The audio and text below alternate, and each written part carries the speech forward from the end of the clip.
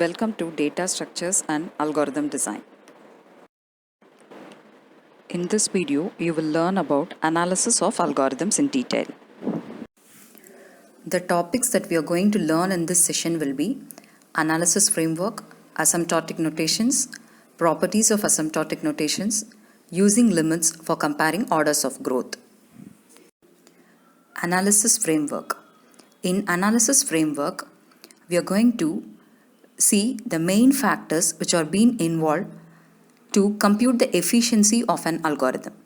The efficiency of an algorithm can be in terms of time and space. Time efficiency indicating how fast the algorithm runs and space efficiency indicating how much extra memory it uses. The analysis framework consists of measuring an input size, units for measuring running time, orders of growth, worst case, best case, and average case efficiency. Based on all these things, we are going to analyze the efficiency of an algorithm. Let us see the analysis framework in detail. Measuring an input size. An algorithm's efficiency is defined as a function of some parameter n, indicating the algorithm's input size. For example, it will be the size of the list for problems of sorting and searching. In a spell checking algorithm, if the algorithm examines individual characters of its input, then the size is measured by the number of characters. Units for measuring running time. Some standard unit of time measurement such as second, millisecond can be used to measure the running time of a program. But there lies some drawbacks because these time measurements depends on the speed of a particular computer, depends on the quality of the program implementing the algorithm, the difficulty of clocking the actual running time of the program. One possible approach is to count the number of times each of the algorithm's operation is executed. We have to consider the most important operation of the algorithm, and that has to be termed as the basic operation. That basic operation is taken as the unit for measuring running time. Orders of growth. A difference in running time on small input is not what really distinguishes efficient algorithm from inefficient ones. For example, the greatest common divisor of two small numbers. It is not immediately clear how much more efficient Euclid's algorithm is compared to the other algorithms. The difference in algorithm efficiency becomes clear for larger numbers only. Worst case, best case, and average case efficiencies. We are going to analyze the case efficiency by making use of sequential search algorithm. The input to this algorithm is an array of size n and search key k. Output is the index of the first element in A that matches k or -1 if there is no matching elements. I is initialized with a value of 0. While I is less than n and A of I is not equal to k, we are going to increment the value by 1. If any one of the condition fails, then if I is less than n, we are going to return the index position of the found element. Else, it means that we have reached the end of the array and we have not found the search key element. So it will return the value of -1. We can analyze worst case, best case, and average case analysis for the given algorithm. In this, we are going to learn the case analysis in detail for the given sequential algorithm. The worst case efficiency of an algorithm is its efficiency for the worst case input of size n, which is an input of size n for which the algorithm runs the longest among all possible inputs of that size. The way to determine the worst case efficiency of an algorithm is quite straightforward. Just analyze the algorithm to see what kind of input yield the largest value of the basic operation count. For the sequential search algorithm, it is the size of the list, which means the element to be found may be at the end of the list, or there is a possibility that we will not be able to find an element at all. The best case efficiency. Best case efficiency of an algorithm is its efficiency for the best case input of size n, which is an input of size n for which the algorithm runs the fastest among all possible inputs of that size. First, we determine the kind of input for which the count will be the smallest among all possible inputs of size n. For sequential search algorithm, it is 1 because the element to be searched may present at the first index of the given array. Average case analysis. Average case analysis lies between the best case and worst case. To analyze the algorithm's average case efficiency, we must take some assumptions about possible inputs of size n. The assumptions made are the probability of successful search is equal to p. The probability of the first match occurring in the ith position of the list is the same for every I. On doing this assumption, the average case analysis of linear searches p into n plus 1 divided by 2 plus n into 1 minus p. If the element is found, then it means that we have found the element, so the value of p is 1.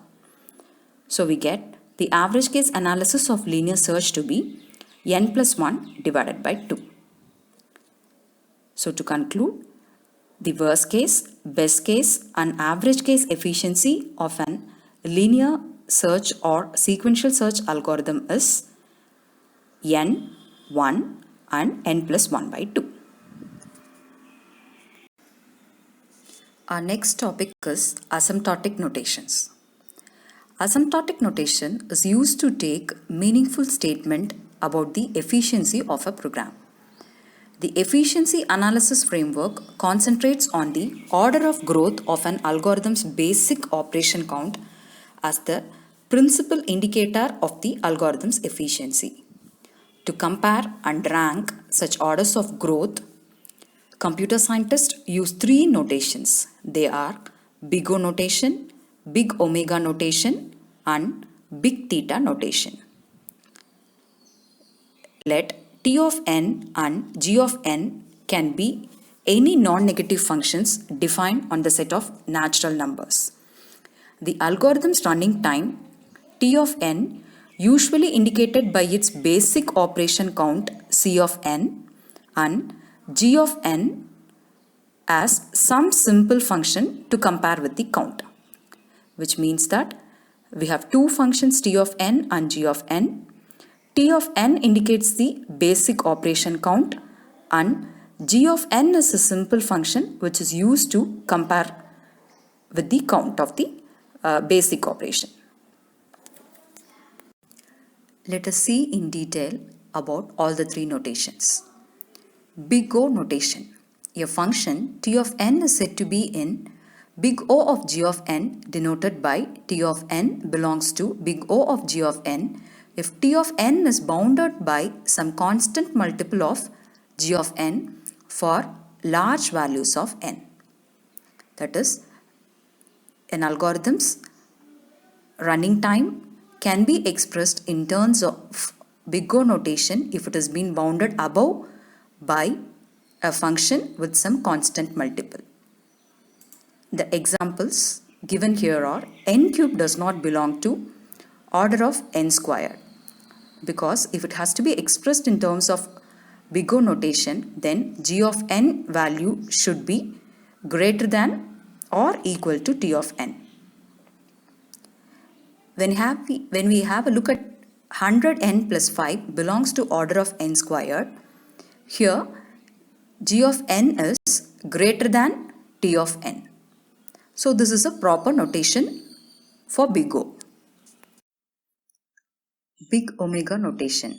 A function T of n is said to be in omega of G of n if T of n is bounded below by some positive constant multiple of G of n for large n.